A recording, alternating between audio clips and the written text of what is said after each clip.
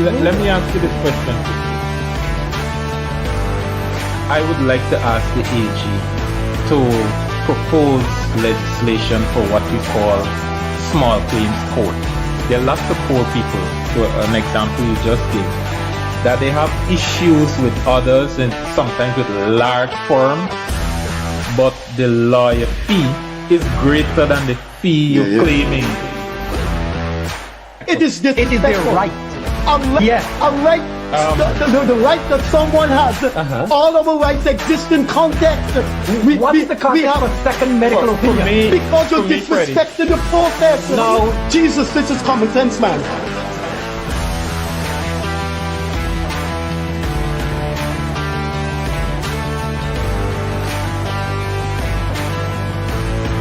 Any situation which you seem to do, you're just dealing with Afro-Guyanese issues. If one, you can't bring and pull the leaders of the African community together, you're failing. And if two, you can't put forward a future, a blueprint, and a plan for African Guyanese, you're failing as well.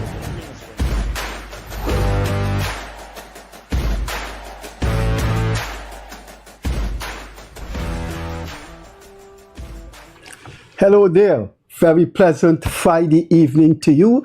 This is the dialogue session of the Freddie Kissoon show. We started this a few months ago, 3, 4, 5 months ago, in which Leonard, Craig, and I sit down and we analyze the contents of Guyana because we believe that people want to hear our interpretations of things in Guyana, and we don't get a chance to do that when we have a guest. And over the past few months, we have got good review for this kind of format. So we continue with this evening. Monday is our call-in. And of course, we have a guest on Wednesday. So thanks for being with us. I will start with my introductory remarks and then hand over to Leonard, and we go back and forth, analyzing things for one reason only. There are billions, not hundreds of millions, there are billions of people in the world that things happen in their country and they leave it to the experts, they leave it to the educated people to provide interpretation, and then they shake their head and say, yes, I didn't know that was that aspect. And so they need interpretations. Before I go on, I'll give you one example. The guy Jeffrey Epstein that died, that hung himself in prison, he tried suicide once. They caught him, and so they put him in a cell and had surveillance camera and guards looking at him. The man tried suicide the second time and he succeeded. Now the first time they put 24-hour guard service, surveillance camera, and a cellmate. That night that he committed suicide, the cellmate was removed and the surveillance cameras were not working. Now, people may not know this, and therefore when you give this type of analysis, it brings a different dimension to an understanding of what goes on in the world. Now, if you think that is a conspiracy theory, it's hard to accept that the very night the surveillance cameras weren't working and they removed the cellmate. Because the cellmate could have seen him committing suicide, and the surveillance camera with the guards monitoring it would see when he threw the sheet. And so these are the reasons why people look for interpretation for things. So we come right back to Guyana. Yesterday, Thursday, I wrote a column in which I'm asking the parliamentary leader of the PNC to state for the Guyanese people, not for me. The man has more importance than me and Craig. Craig and I are ordinary people. He is the parliamentary leader of a major historic party in parliament. He has legislative power. So he has an obligation to people. I have no obligation. I have no state job. So I wrote a column asking him to give his perspective on when, as a parliamentarian, as a senior parliamentarian, when he encounters President Ali on Emancipation Day in the National Park, Pagua, Arrival Day, Independence, if he will shake his hand, does he have a perspective on that. That was my column for Thursday. Terence Campbell replied. And what did he say? Do you know the thousands of university lecture? We have a country where under 80%, where 80% of the people are under 45. People want to see their leaders, their well-known prominent citizens debate each other so they can learn. Terence Campbell replied. And when people send this Facebook post to me, I was so comfortable because I want to know what he will say and how Abinatu will take it. Or how the Guyanese people will take it if he say, I wouldn't shake his hands.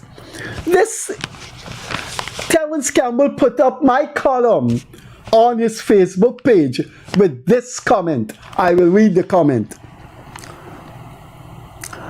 Terence Campbell is feeling amused. Shaking hands? Will Terence Campbell shake hands or not? Laugh out loud.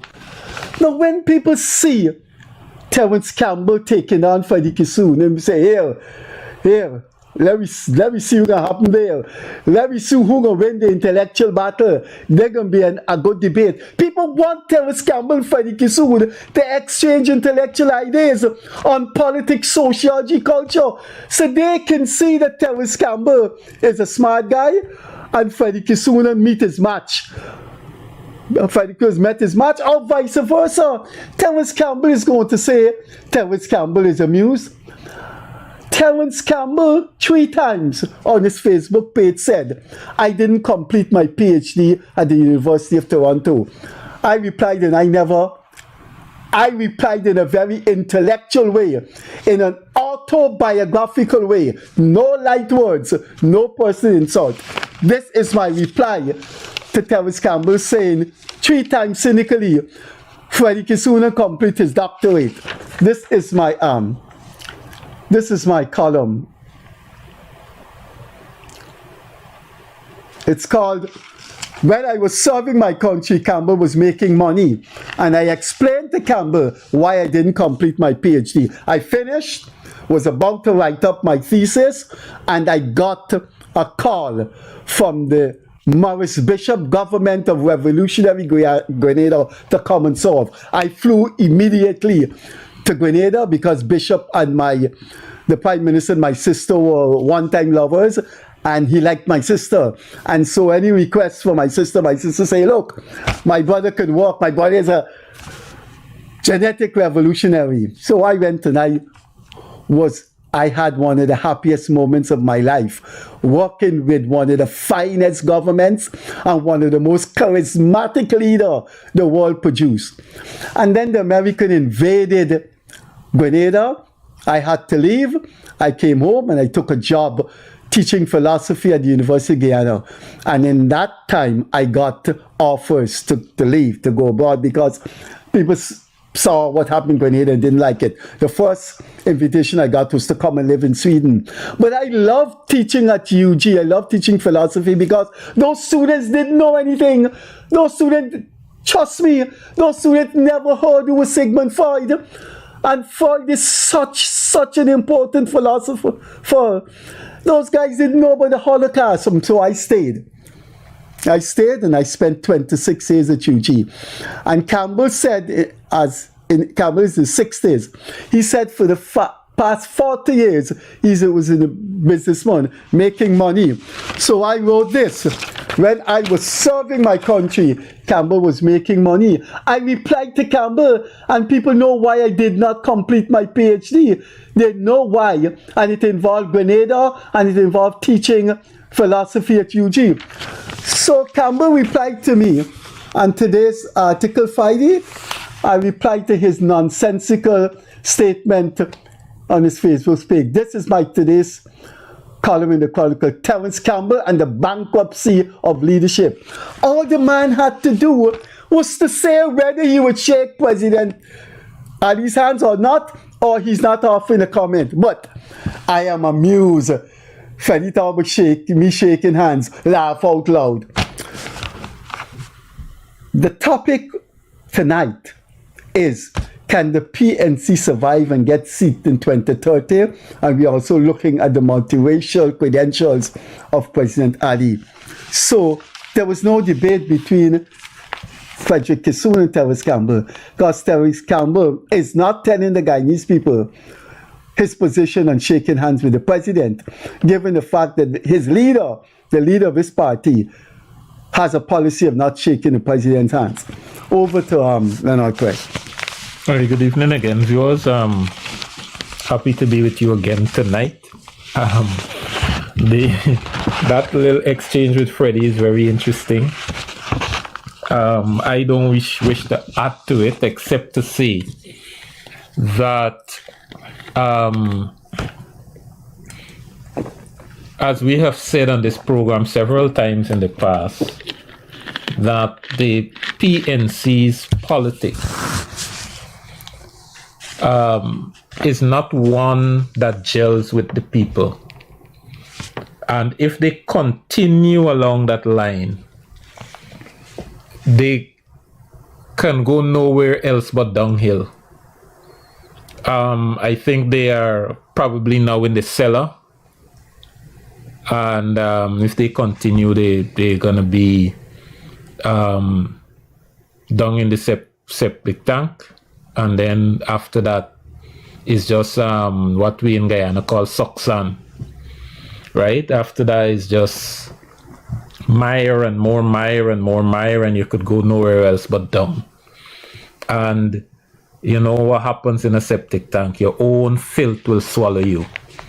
And if you want to show new leadership or whatever, as Freddie said, you have to engage people intellectually. If you don't believe that the concept of shaking hand, for example, is sufficiently has sufficient value, I should say, in engaging, then you say so and encourage people to, because you are now literally a national leader. Once being sworn into parliament, then you would be literally eating off the public purse, and people expect a level of representation and a level of engagement that is befitting of that office. And if you continue, look at what Vice President Jagdeo does every Thursday. The opposition are usually quick to call it a circus, but you see what the Vice President usually do. Systematically, point by point by point by point, address matters that are in the political space and that affects our political engagement, our political understanding, our political knowledge, and so on. And the opposition sees that as a circus because they probably don't think that you need to engage the citizens on subjects that are in their field of view, their political field of view. And that cannot be sustainable. That method of politics cannot be sustainable. We forewarned them before the elections that the topics they choose to tackle, the way they choose to tackle it, will not lead to any substance, will not lead to the attraction of new voters to the party and things like that. And for the most part, our prediction bear out, because anybody with a half of an analytical mind could have seen that the PNC was drifting downhill. And some people, when you negatively review black leaders, negatively review the PNC, and for example, I am a black man, there's nothing I can do to change my blackness, my black skin, my African heritage. of which I am proud, and you negatively review a black leader, they then refer to you by all sorts of names. And Terence Campbell, for example, is one of the chief name callers. And that is the politics that Guyanese people eschew. That's the politics that Guyanese people say we are not voting for. And they have got to, in my view, engage people. If there is an issue you don't want to engage on, let the general public know that, look, this has no value in our engagement. We have demonstrated over and over that we are what, and move on. But that, what we call it in Guyana, tantalize, that tantalizing type of non-answer is not going to get Guyanese and new voters attracted to you. But beyond that, though, generally, young people who are interested in politics, I encourage you to come to politics, but be open-minded. Don't close your mind to one way of thinking, one way of seeing the world and all those kinds of things. Expose yourself, read articles in books and journals, magazines, and so on. Open your mind to political theory and things like that. Otherwise, you'll never understand fully and appreciate fully the various ins and outs and the various twists and turns of our politics or international politics and all of that. You'll never fully appreciate. And what you find will happen, you become trapped in a cycle of hate, right? And your hate will blind you to seeing some of the things that are playing before you. And you become blinded and you can't even see things for your own good. And then you end up in political leadership. And by the time you end up in political leadership, you become damaged goods. You can't lead anybody effectively. So that would be my encouragement to young people. I know in Trinidad they had a place named, it's in an open park opposite the parliament. They had a place called University of Woodford Square, because the place opposite the parliament in Trinidad is called Woodford Square. And they just have an opening with some seats, and usually what happens is that politicians will go there. I don't know if it's every day or 3 times a week or something. And young people who are interested in politics will just go and engage them. It's like a street corner way of learning politics, philosophy, and things like that. And perhaps some sort of that could be replicated in Guyana, where there's a open place where seasoned politicians just go down there and just engage. Sometimes, some days, I passed there several times.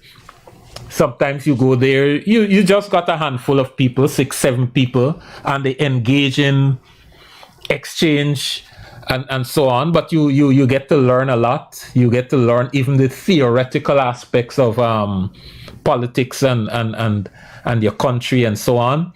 And maybe we should have something like that at some point. Maybe, Freddie, if you still got some strength, you could organize it. Of course. For the sake of the young people, we who have grown older, well, we meaning not you young, and you have a lot to offer. I've known you, I've taught you at UG. You were one of them that I know would have turned out very well. You and Nandlal.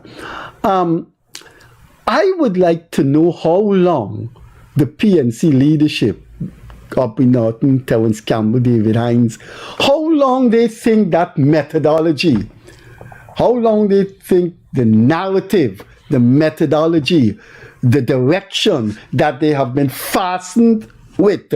How long they think that is going to last? The 2025 election showed over 100,000 people who voted for the PNC went and voted for a man who they did not know, who's no intellectual, who cannot explain things, and probably doesn't know anything about CARICOM, probably doesn't know who's Mia Motley. Those people dumped the PNC and went and voted for a man who's a practicing Muslim, he's Indian, and his two sisters are always behind the scenes in the party. One would think, haven't they learned? Haven't they learned? They by the time they're ready to learn, 2030 will be on us, and from 12 seats, they're going to end up with 2 or 1, because it's a new generation in Guyana.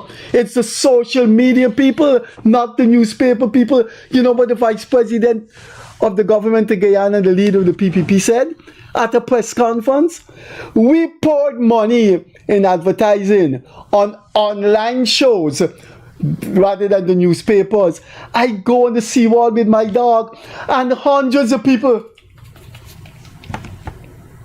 and they're reading, looking at the Freddie Kissoon show, what David and saying, what Leonard Craig and Freddie saying. So how long more they gonna go on thinking that African Guyanese, who are pretty young, are going to accept this thing? Don't buy black pudding from an Indian woman. Don't buy black pudding from a Portuguese lady. Sorry, Portuguese lady. Slip of the tongue, sorry. How long do you think people are going to accept that? It's gone. That era is gone. You cannot tell a young Indian girl or boy coming out with a white collar job. Let me go and eat, man. They got a Indian woman is saying nice thing. You got to tell them, let's go and eat. And when you go and eat, they don't care who's the restaurant owner. That era where you go, you're biting only at an Indian woman, that thing is gone. Guyana has left that behind. Just like how when you see the landscape of Guyana now, we have left the 1970s and 80s. It's gone. Why they don't realize that though? Look at what they do every day. Who believe that when the president shake an African Guyanese hand, he go and wash his thing with detergent? It's so stupid, man, that nobody over the age of 10 should say that. And Norman Bong said that. And Terence Campbell was on Norman Bong's show, and the chatting and the laughing. And the people who are laughing at them are the people who reject them in 2025 and will reject them in 2030 because they're stupid, idiotic people who belong to the past that has passed decades and decades ago. Just imagine Terence Campbell is on the program with a man so stupid to say, when President Ali finished shaking black people, are going to wash it. I mean, man, come on, man. Not just that. Humans don't say those things. Not just that, he got special detergent to wash his hands. And guess what? This stupid, idiotic, moronic man named Norman Brown did. Guess what he did? The vice president fired back and said, who interested in him? I mean, he works at a supermarket where he cleans, you know what. And you should see Brown's reaction. So Brown is saying, I am going to lash out and say gutter things, ugly things about people. But hey, don't say ugly things about me, because I'm going to get vexed. That's the stupidity of Norman Brown. So Jack Dio fired back and said, the man is a cleaner at a supermarket. I don't know if he is, but Mr. Jack Dio has been around a long time. He must have got people in London to check on what work Norman Brown did. The second thing to note about them, how they're failing black people, is not showing any leadership qualities. You know, Ohio University once listed about 11 or 15 leadership qualities, one of which is self-confidence. Do you know Leonard Craig was called and asked lick and all kind of thing by David Hines? You know, Craig went on David Hines' show and look at it and see if Hines got the better of him. Because Craig is an intellectual, he went right up to the PhD. The man knows academia. And so he said, people who like me, who know Leonard Craig, want me to go and debate David Hines. I am telling you tonight, if Sharon Duncan invite me to his studio, if Terence Campbell got a podcast, Terence Campbell, Sharon Duncan, David Hines, got not one thing in me. Do you know where Janet Kissoon, my wife, earns her income? One income she has, NIS. Do you know what's my income? My income is NIS and UG. Go and name me the state board I am on, and I collect an at least 70,000 a month. Do you know I could go on any state board I want? Which minister of the government can say, Freddie, nah, we can't put you on the state board? Come on, be realistic. Why you think I cannot ask for a job? Why you think I'm educated? I'm experienced, one of the most experienced academic in Guyana. Why I can't serve the government in Guyana?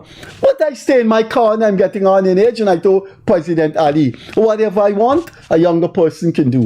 I want to do human rights work. I wanted to head the Labor Department so I could work with a group of young people to confront business people who are exploiting their employees. But why should I do that when a young 35-year-old UG graduate could do that?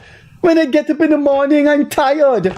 When he gets up, he's roaring to go, she's roaring to go. So I told the president, whatever I want, whatever I have in mind, I would like a younger person to take care of it. I go home after this program and I see a movie with my wife. We look at movies every night.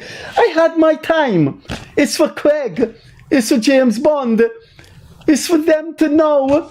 It's for Annie Nandlal and those people to know. Take over Guyana and educate Guyanese and contribute to it. GKH Lal wants to explain his role in the gold board. He chose Travis Chase. You know, G.K. Style would not come here. We don't have to bring him in the studio here. We could go to wherever he is and let's sit down and talk about his role. Terence Campbell and I could sit down and I could tell him what I think about his role in politics, what I think about the PNC, and he could tell me about my columns and how I am supporting the PPP and what a fool I am. And we will have a nice intellectual exchange. And when those young Guyanese on the seawall looking at Campbell and Freddie Gaffin, they're going to learn, debating, they're going to learn something. If Sherwood Duncan is listening to this, if Terence Campbell is looking at this, if GHK Lal is looking at this, let's go in a neutral place and let's talk. Lal don't have to come here, but I will go to Congress Place and sit down with Ganesh Mahipal and let's talk. You know what you call that? You call that self-confidence. Nobody got nothing on me. I never stole a cent from UG, worked there 26 years. I worked only at UG. I got a stipend from Kaicho News that was terrible, utterly terrible. But I wanted to write. And I think I was contributing to Guyana. Given the ugly money Leonard was paying me, I didn't see the money as the issue. And I spent 30 years at Kaicho, and I'm sure people have benefited from my writings. That is called self-confidence. You go out there and bat. We're a cricketing nation. Bat. Don't be afraid of Shane Warren, Maraliteran. Go out there and bat for your country. Bat for your family. And if I get an invitation, I'm going to sit down with GHK Lal I am a decent family man. I have a daughter and I have a wife I've been married to 47 years. I don't want her to say, why you cussing out Mr. Lal? Why you telling Mr. Campbell that? I want my daughter to see Terence Campbell and I debating, and I will tell Terence Campbell where the PNC went wrong, and I will tell him why I am writing in the Chronicle a daily column in favor of Irfan Ali and what I see in Dr. Muhammad Irfan Ali, and we can have that debate. But they only come to their own interviewer, sources with Susanna Marshall, something with Enrico Wilford, then they go on to Norman Brown. Yeah. And essentially what that is narrowing or preaching to the converted. And you remember the theory that Sharma Solomon espoused, the reservoir? Yeah. So all they're doing is dipping from a reservoir. But what they don't understand is if you keep your water only in a reservoir, no matter how much you cover it, it's going to suffer from something called what you call this thing when you lose little by droplets? Evaporation. You're gonna at the very least suffer from some amount of evaporation. It's because it's a hot country. And you're not get moldy into. So in any way you're gonna be losing what you're trying to keep. What you've got to do is open pathways. And I said before the election that what the PNC was doing was closing pathways by their senior people behaving that way. And they kept closing pathways till they close it on themselves. And again, if they continue like that, and Freddie, we usually tell people on this program, before we start, we usually say to them, is there any topic you wish us not to address? Yeah. And we usually respect that, no matter how not the only person, but Ganesh Mahipal is one of the people who say, I am willing to discuss anything. He is different. I said it in my column in comparing him and Terence Campbell. Mm-hmm. You know, Ganesh Mahipal called me and say, I come in the program, there's a lot of things I want to clear up. Mm-hmm. And he can come and say, Campbell didn't do that. They're lying on Campbell. Mm. They don't know Norton. Norton is a good man. He's going to come and bat. Mm-hmm. Mm-hmm. The thing about it, what I don't understand is, why don't they invite you or me? And then at the end of the program say, we tear you up. Mm. Go and boast to people. Yeah, or why don't they come here and say, come to our program and say, you see, I put them in the place. But let's have a debate. But Freddie, I think it's a little deeper than that for some of these folks. Two things. They are thin-skinned people, so that if we sit here and criticize them, oh God, not thin-skinned bad. That is the end of the world for them. Yeah. For them, with respect to anything. When you see it in Norman Brown, right? That's the end of the. Once you criticize, you see it in that any way, idiot, that stupid man. And secondly, they are so consumed by hate. They interpret criticism to mean hate, and they respond so hatefully, so dreadfully hatred, full of hatred, that Freddie, some of them probably can't even face you. So to come and sit with you is going to be tearing something off of them, because they are now caught into a web of hatred, and they feel a strong hatred just because you criticize them. And you look at some of Terence Campbell's responses even before this. I mean, this one is mild, but previous thing, the list of names Terence Campbell have called me, the list of names that he has called you, he has now backed himself into a corner to then come and engage, right? And by doing so, He probably feels good about himself that he could find a whole lot of labels, insulting labels to call people, and feel good about himself. But what?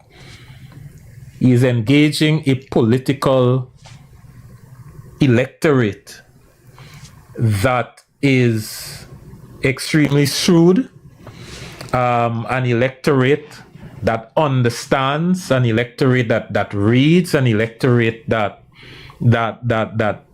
at least try to remain engaged. And when they see that kind of engagement, they bolt, they run away. And that is the kind of engagement that has led to so much success to Azzuddin Mohammed. So all Azzuddin had to do, and Azzuddin appears alongside Terence Campbell, alongside Aubrey Norton and several others. Azzuddin appears as a statesman, literally, because he goes out there and he understands that, look, I don't need to engage this person and that person vehemently by the name calling and all of that. He didn't do that in the 3 months. He didn't do that at all. The man smarter than them, and they just he went and he they're engaged. so stupid they can't see he that. went and he engaged. He appeared humble and he. The man never had a Facebook page saying them assholes, jagabats, and and trench crappos. No. Yeah.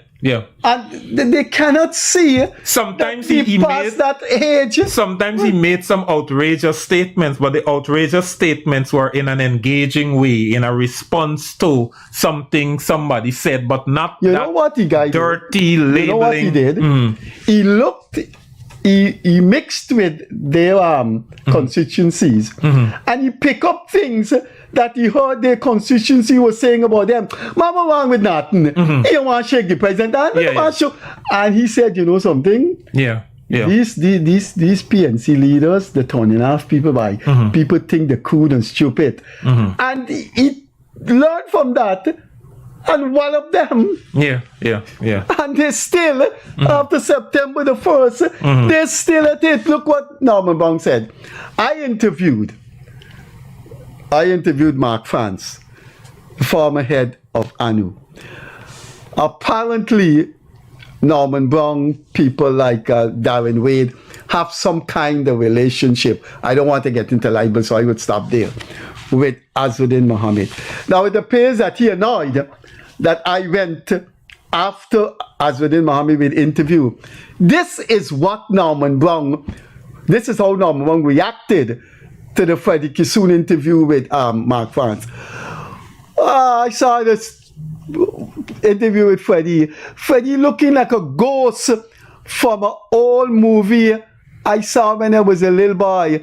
He left Glen Lal, jump on the PPP, and then him give him a little walk for fetch water at Freedom House. I mean, dissect the interview with me and let people learn what were the pitfalls of Freddie in that interview, so people can dismiss Freddie when he interview other people. I mean, show people where I don't have the intellectual stamina to engage someone like Mark France, but he can get a little walk in for fetch water, and they cannot see that is so savagely outdated that it's older than dinosaurs.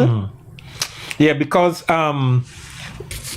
what in our world today, well, most of it came out of the US anyway. Things like the U2 movement and some of those things. Black Lives Matter. And so on. Some of those things are, some of that form of activism constitute what you call anti-bullying action. And young people today are more aware about anti-bullying type of thing. And they see that kind of behavior as bullying. Yes. And that is something they want to stay away from. And they yearn more for actual response. When they're going to realize the census has not been published, where you got snippets of it. When they're going to realize that people in their 60s, 65, 70 constitute a tiny minority, it's the whole set. It's hundreds of thousands of people, 18, 20, 25, 30, go to Seawall. You don't see old folks like me in the Seawall. It's a whole set of young people with... When they come to realize that you have to speak to that generation, not the generation in the 70s when, you know, people call each other, you know, ugly. I mean, if you look at look at Lincoln Lewis, Lincoln Lewis said, I am ugly. He said, Priya Manichat ugly. I mean, how is that relevant? Deal with the minister and how. So y'all are ugly, but he isn't. That's what we say. But don't go down that road. But all I could say is that he think he's Denzel Washington or the Pakistani cricketer Imran Khan. That's all. So I don't think that is the politics young people want. I don't think that is even the politics we should leave with our young people. Let's assume that young people did not have formation in their mind, intellectual formation, that is, and their minds are impressionable and we can put a stamp or a direction to it. I don't think that is the direction and that is the politics we want to imbue or we want to transfer to our young people. I don't think that should be... But I want to cut you and say that one of the topics we should analyze, because it's in the advertisement, is the multiracial credential of an Ali. Now, it's easy to say often Ali is multiracial, and it's easy to dismiss it. But the statements of Paul show where the man got votes from. There was a substantial amount of votes from entrenched African enclaves, cocoons, districts, regions, parts of Guyana that the statements of Paul showed voted for the PPP. And I am saying those people saw Often Ali as a different politician. And what have they learned from that? What the opposition was trying to do during the election period, running up to the election, even now, what they're trying to do is to create a historical narrative and try to situate people in a history and then ask them not to leave that. But politics don't work that way anywhere in the world. For example, let me give you an example, Freddie. Since I'm a youth, I prefer the politics of PPP than the politics of the PNC since I'm a youth, because, village life and so on, and people who ran the PNC in my area and so on wasn't that affable in my opinion. So I'd always, but when I started UG,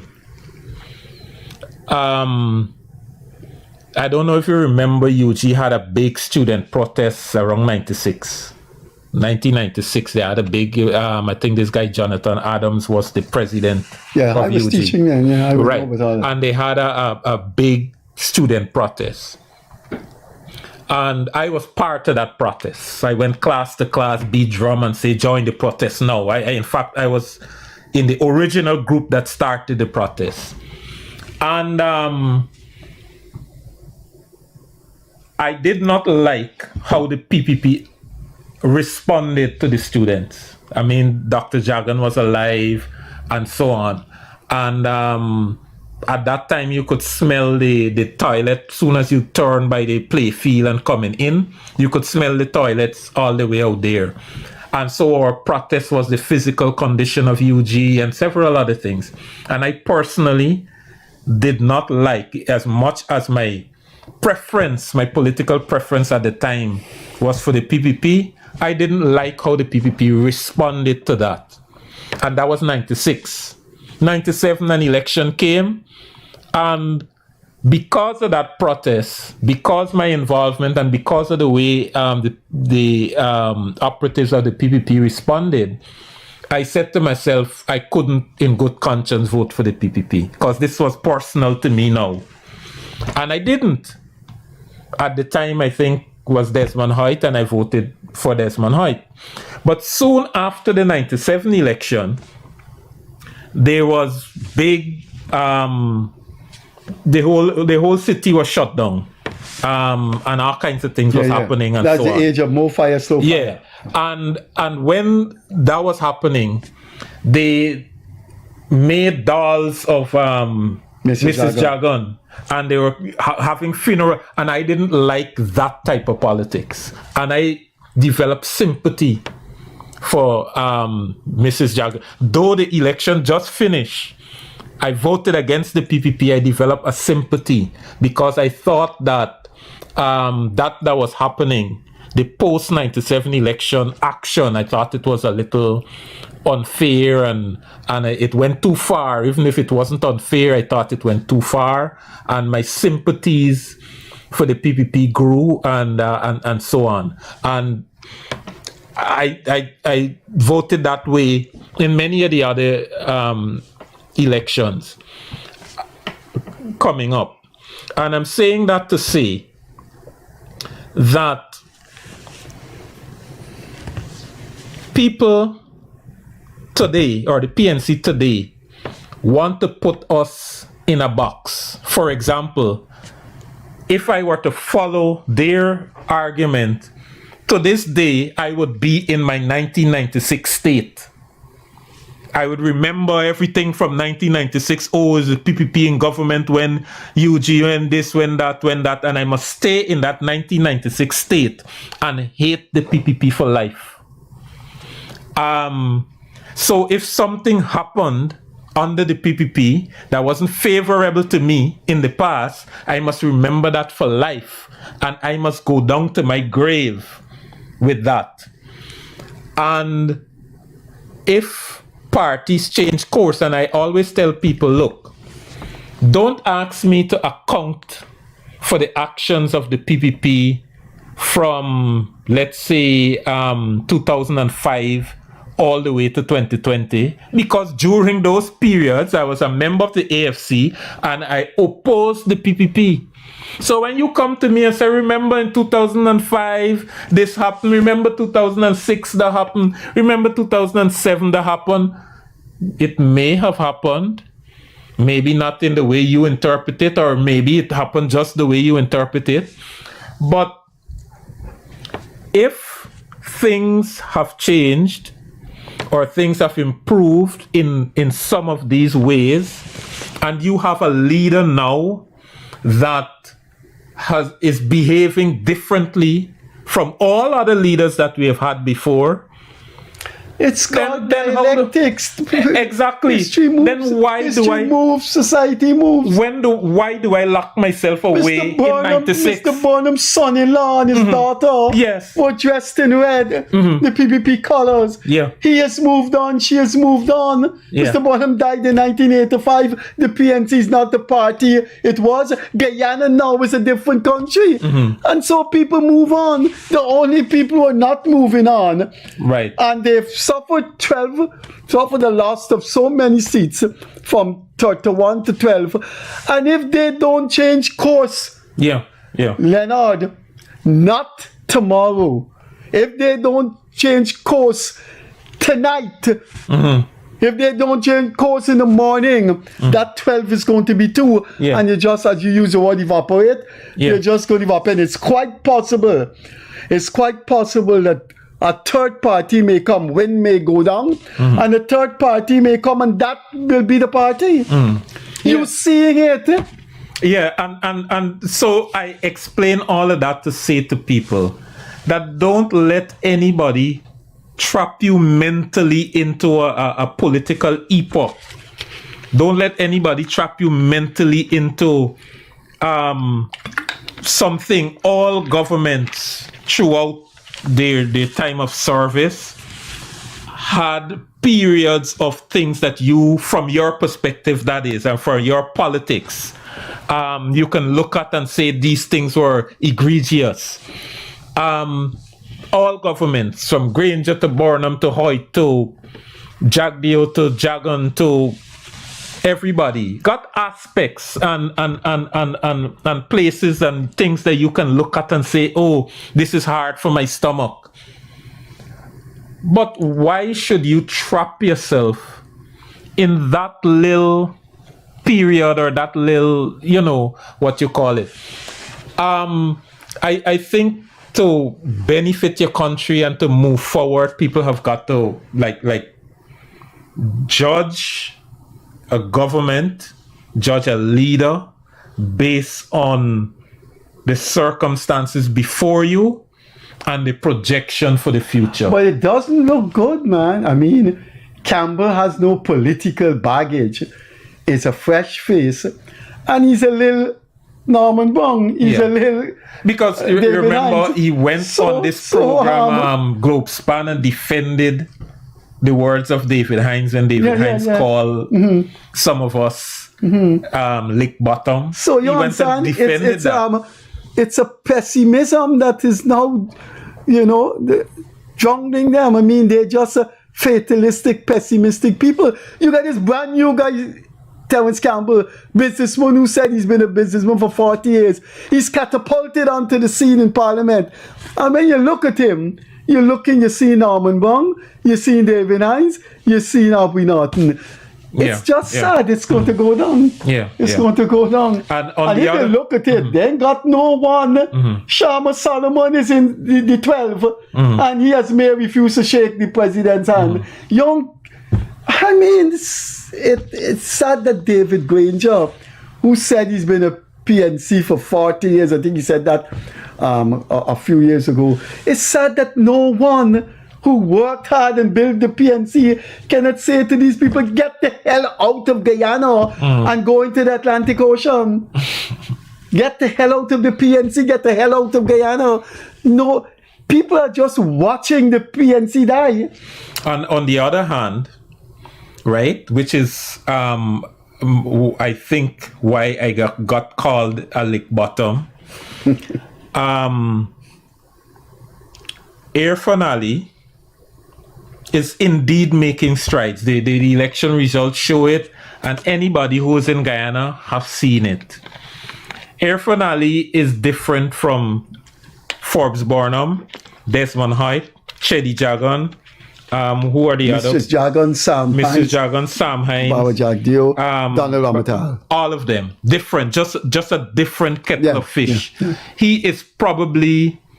He probably became the man for the moment, for this time. And I don't think probably the next forerunner to have almost make it through to become the presidential candidate of the PPP was Anil Nandalal. I do not even think Anil Nandalal could have met this moment. I don't think... It happens in history. This person just comes. Yes. It happens. And I think... And nobody knows the answer. Nobody has the answer. Nobody has the reason. He is just different. And that was what history produced. I think Nandalal would have been a formal, regular, presidential man. Likable man, but... Yeah, but not a Air Finale. Air Finale, right. Because the as I said, this is the man for this moment. I tell you this. I believe that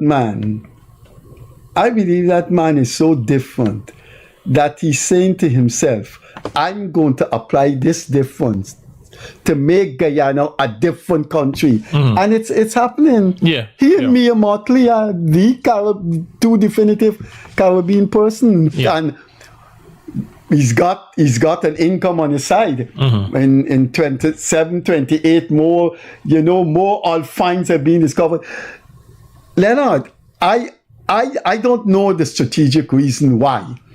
I am not close to the corridors of power for anybody to tell me this.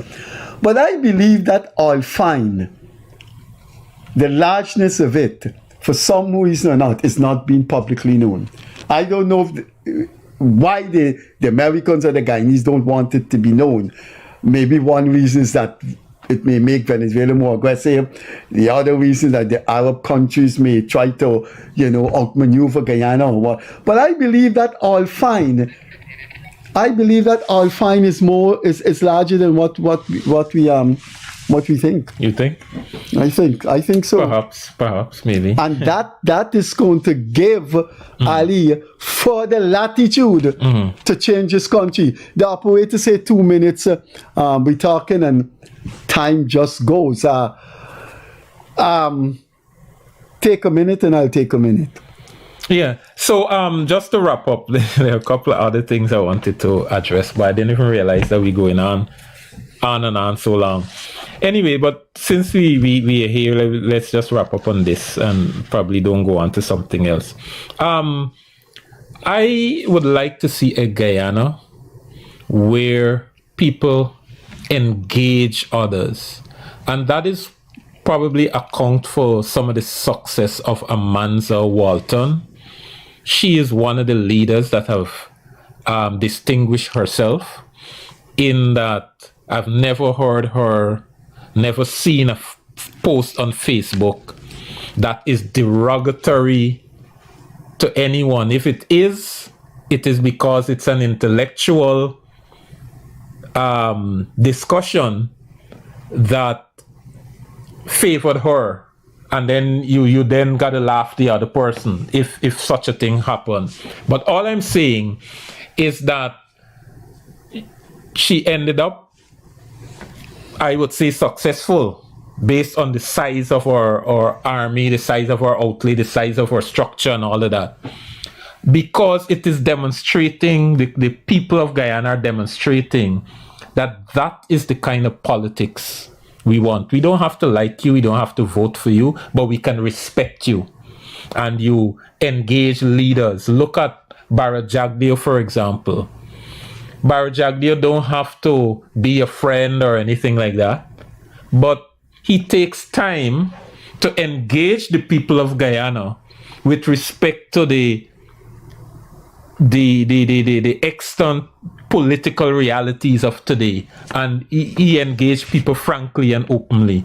And I think that's the kind of politics that Guyana needs, and one wishes for the sake of the younger people that politicians understand that is where we need to go. The operator has been in my ear saying time, so my minute, you have taken my minute. I just want to end with the absurdity of G.H.K. Lal. I saw G.H.K. Lal in an interview with Travis Chase, and everything G.H.K. Lal said about himself is what Barra Jagdeo, Irfan Ali, Anil Nandlal, and the ministers have been saying. We run this agency, you have these backup mechanism, you have these oversights, so what are the criticism people making of us? He said that the Gold Board chairman, he did nothing wrong, he had these strategic oversights, etc. But yet, he rejects and criticizes the ministers of government who have been saying the same things he is saying, and he calls the government corrupt, etc., etc. If you look at that interview with G.H.K. Lal, he's quite a pathetic man, but we continue more on that. We have to go. We will see you with the call-in. The call-ins are very important. People call in to say what problems they have, and they give their opinions. We will see you on Monday evening. Have a very, very pleasant weekend. Be careful on the road. Guyana is a nice country. It is one of the countries of the future. It's now the definitive Caribbean country, and we have a very unique president. He has my embrace. On that note, I'd like to say bye-bye on behalf of Leonard Craig and our hard-working operators. Catch you later, man.